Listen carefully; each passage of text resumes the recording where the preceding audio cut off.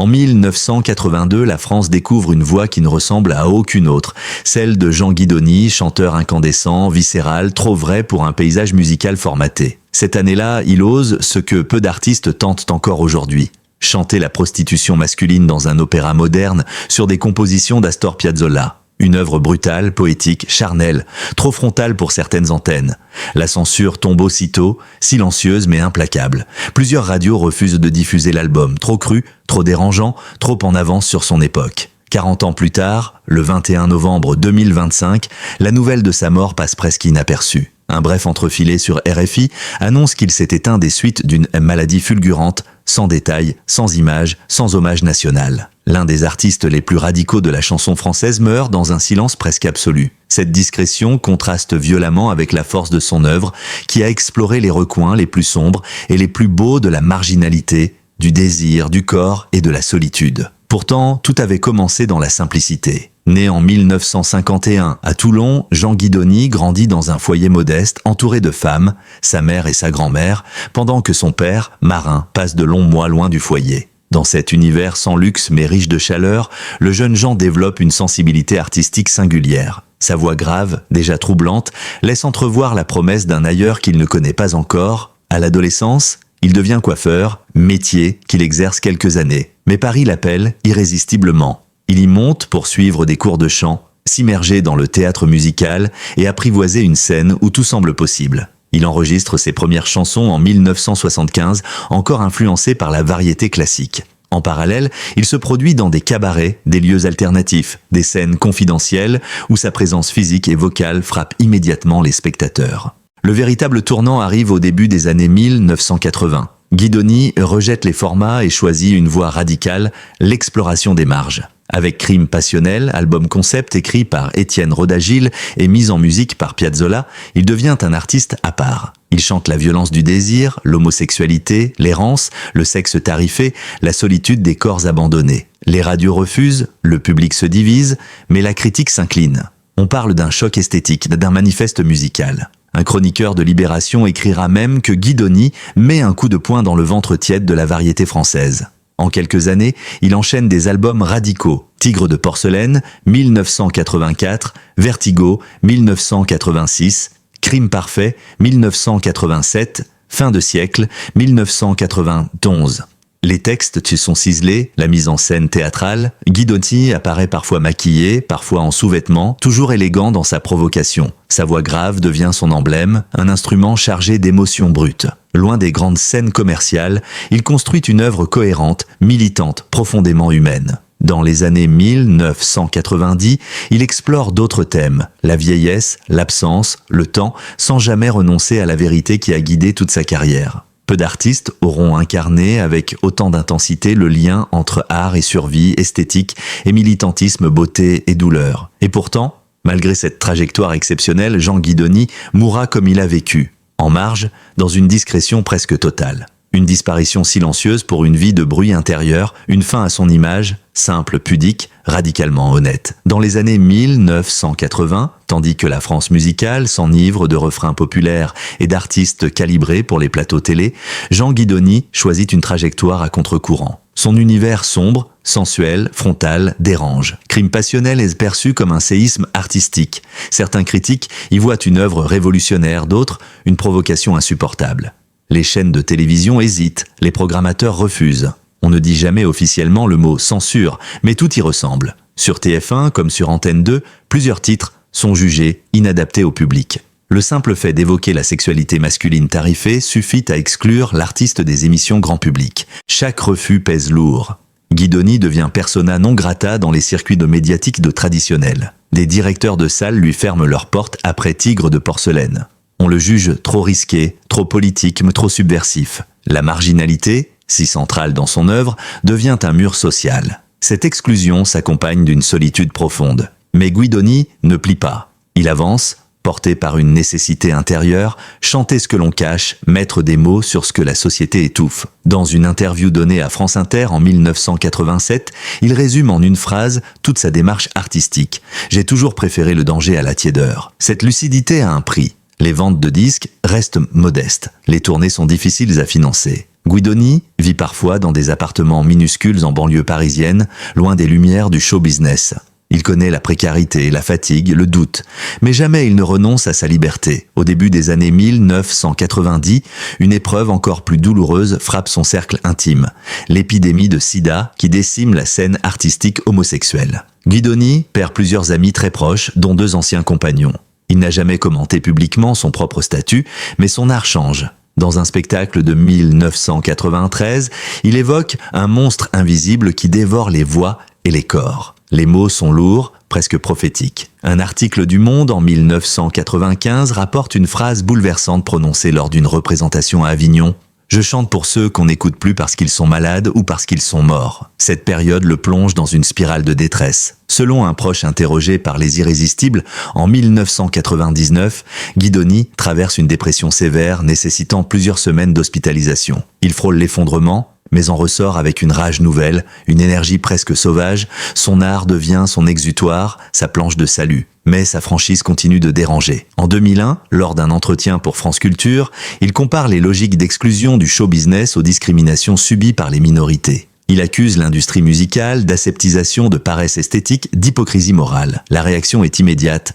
Un célèbre animateur de télévision publie une lettre ouverte l'accusant de victimisation permanente. Guidoni ne répond pas. Il préfère le silence, une forme de résistance élégante.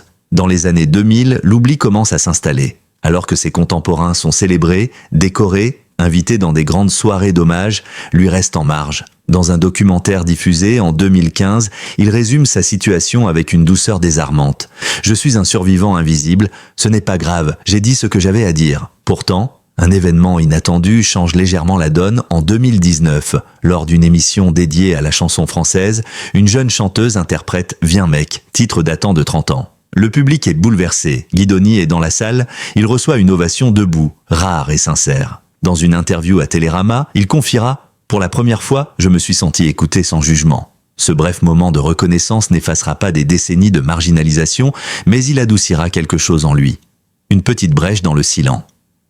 À partir des années 2010, Jean Guidoni s'éloigne lentement des projecteurs. Il n'abandonne pas la scène, mais choisit des espaces plus intimes, petits théâtres, festivals confidentiels, centres culturels, où la sincérité prime sur la mise en scène. Ses récitals deviennent des confessions, ses chansons des prières profanes. Chaque concert semble une lutte entre la fragilité du corps et la puissance de la voix. La presse spécialisée salue cette forme d'épure. Un art nu, sans artifice, où chaque mot résonne comme une vérité. Mais les signes d'épuisement sont visibles. À partir de 2020, ses apparitions publiques se raréfient. Dans une interview accordée à Sud-Ouest en juin 2023, il évoque pour la première fois sa santé vacillante. Douleurs persistantes, perte de voix passagère, hospitalisation répétée. Il sourit pourtant, ajoutant avec une ironie douce « Le corps me rappelle que je ne suis pas éternel ». Guidoni ne précisera jamais la nature exacte de sa maladie. Ses amis parlent de complications respiratoires, de faiblesse cardiaque, mais aucun diagnostic n'est rendu public. L'artiste protège son intimité avec la même pudeur qu'il a toujours revendiquée. Autour de lui, le cercle se rétrécit. Beaucoup de ses anciens compagnons de route ont disparu, emportés par la maladie ou l'usure du temps. Son compagnon de longue date reste à ses côtés, discret, veillant sur lui dans cette dernière étape silencieuse. Pourtant, Guidoni ne cesse pas de créer. En 2021, il publie Le Rouge et le Rose, un disque crépusculaire où il rend hommage à ses influences. Piazzolla, Barbara, Léo Ferré, Juliette Gréco. C'est une œuvre de transmission, de gratitude, presque un testament musical. Télérama salue un album vibrant, fragile mais incandescent, d'une vérité bouleversante. Sur scène, il n'est plus accompagné que d'un pianiste.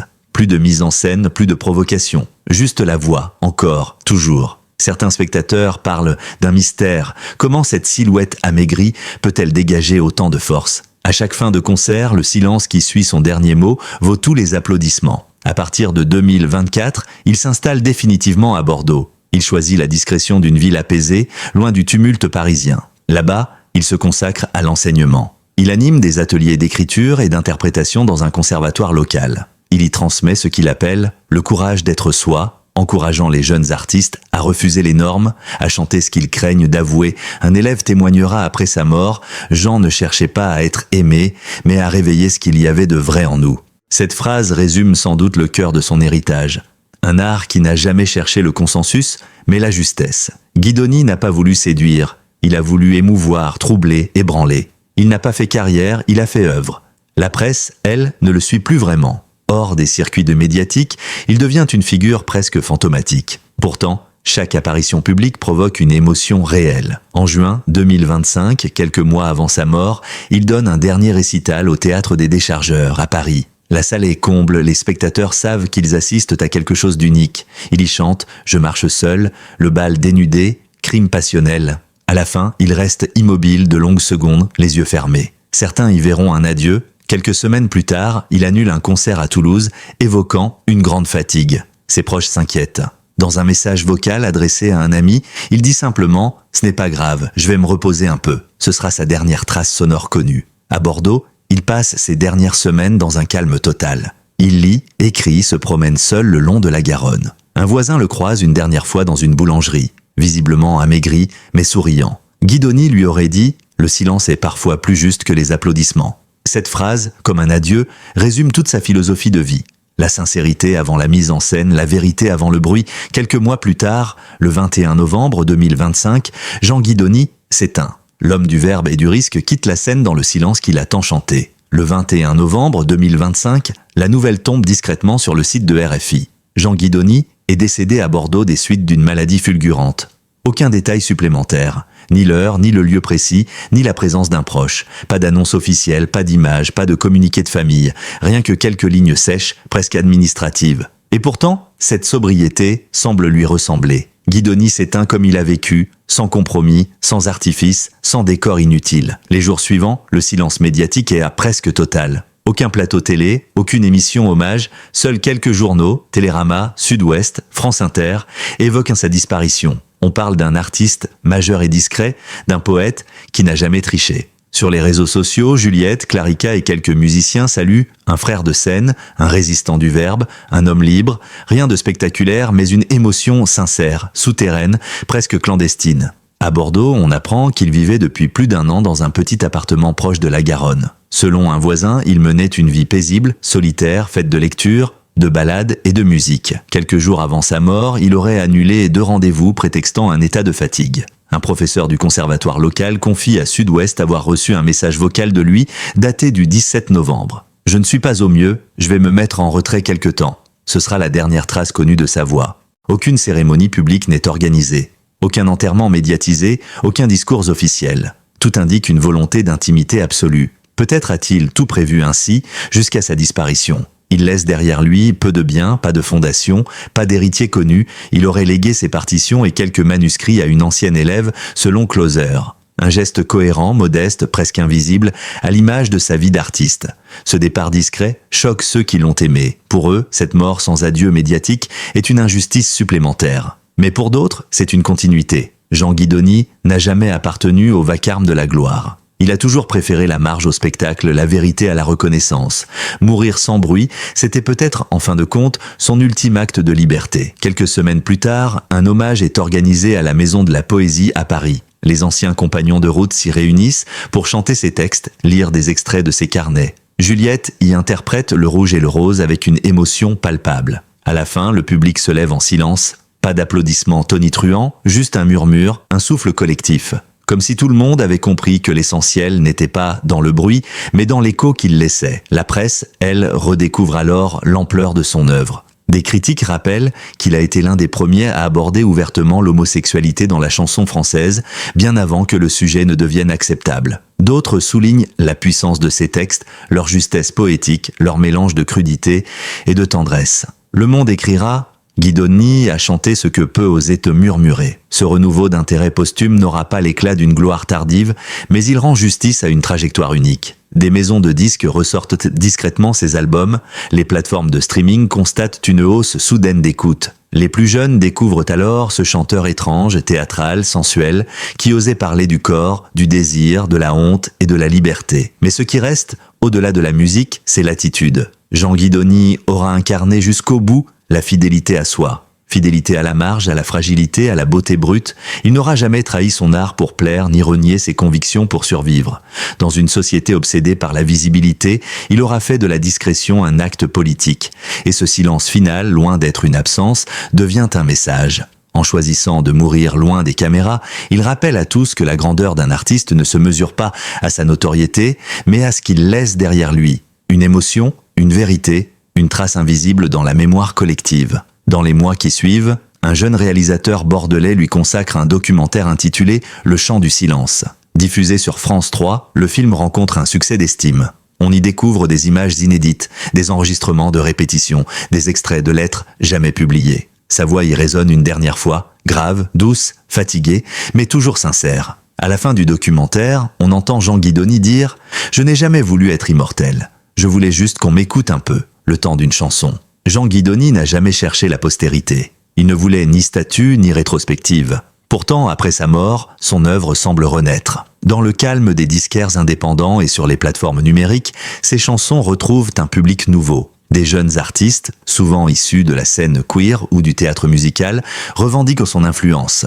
Certains parlent de lui comme d'un passeur, d'un homme qui a ouvert la voie à une parole libre, charnelle, indocile. Loin des paillettes, son art avait cette particularité. Il vivait dans l'ombre mais éclairait ceux qui s'y reconnaissaient. Il chantait la honte, la marginalité, le désir interdit, mais aussi la beauté du geste, la dignité dans la douleur. En cela, Guidoni fut un poète autant qu'un chanteur. Sa voix grave, presque tragique, servait de miroir à des émotions que peu osaient nommer. À travers elle, il donnait une place à ceux qu'on ne voulait pas voir, les exclus, les mal-aimés, les invisibles. Sa disparition a paradoxalement réactivé l'attention autour de son œuvre. Les critiques redécouvrent la cohérence de sa discographie. Une traversée du siècle à hauteur d'homme, entre provocation et tendresse. Crime passionnel est aujourd'hui considéré comme un jalon essentiel de la chanson française alternative. Tigre de porcelaine et Fin de siècle sont analysés dans des colloques universitaires sur la représentation du corps et du désir dans la musique.